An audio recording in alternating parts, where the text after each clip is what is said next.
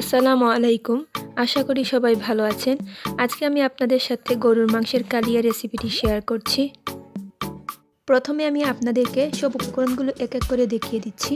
এখানে তেল 1 কাপ পরিমাণ, আধা কাপ পেঁয়াজ বাটা, রসুন বাটা 2 চা চামচ, আদা বাটা 1 চা চামচ, মরিচের গুঁড়া 2 চা চামচ, গোলমরিচের গুঁড়া আধা চা চামচ, হলুদের গুঁড়া আধা চা চামচ, ধনে গুঁড়া 2 চা চামচ, জিরার গুঁড়া 2 চা চামচ,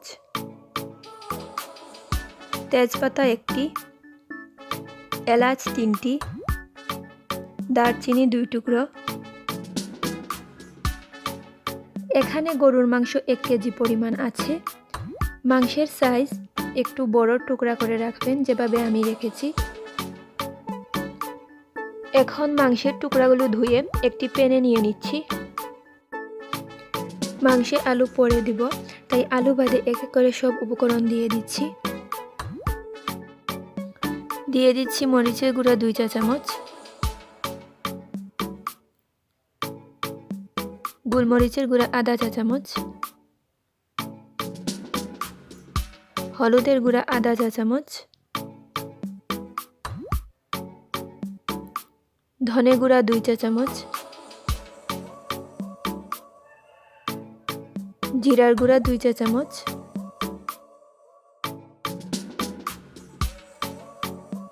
তেজপাতা 1টি ভেঙে দিয়ে দিচ্ছি, এলাচ 3টি, দারচিনি 2 টুকরা, লবণ দিয়ে দিচ্ছি 2 চা চামচের মতো। লবণ যে যেভাবে পছন্দ করেন সেভাবে দিয়ে দিবেন, আমি আমার পছন্দ মতো দিয়েছি। এখন সবগুলো উপকরণ ভালোভাবে মেখে নিচ্ছি।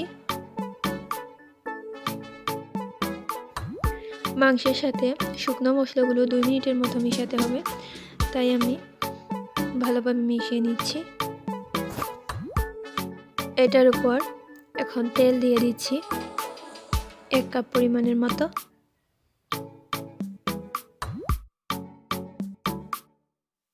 আধা কাপ পরিমাণ পেঁয়াজ বাটা দিয়ে দিচ্ছি,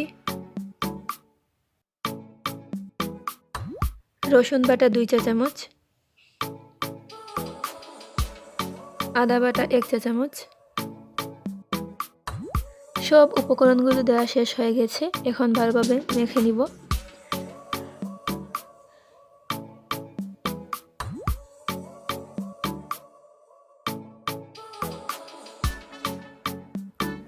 মাংস ভালোভাবে সিদ্ধ হওয়ার জন্য 30 মিনিটের জন্য লো মিডিয়ামে রেখে দিচ্ছি।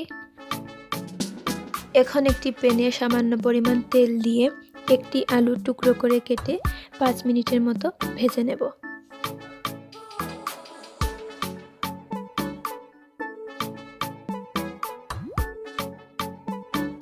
আলুগুলো ভাজা হয়ে গেছে।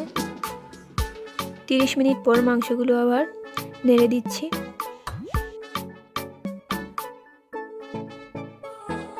মাংস যখন হাফ সেদ্ধ হয়ে যাবে তখন 2 কাপের মতো পানি দিয়ে দেব।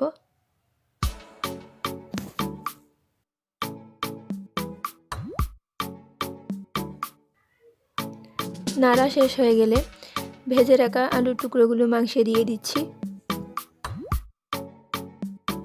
অনেকেই এই মাংসের কালিয়াটি আলু ছাড়াই তৈরি করেন, তবে আমি সাজেস্ট করব আলু দিয়েই তৈরি করার জন্য, তাহলে পারফেক্ট একটা কম্বিনেশন আসে আর টেস্টটাও দ্বিগুণ হয়ে যায়।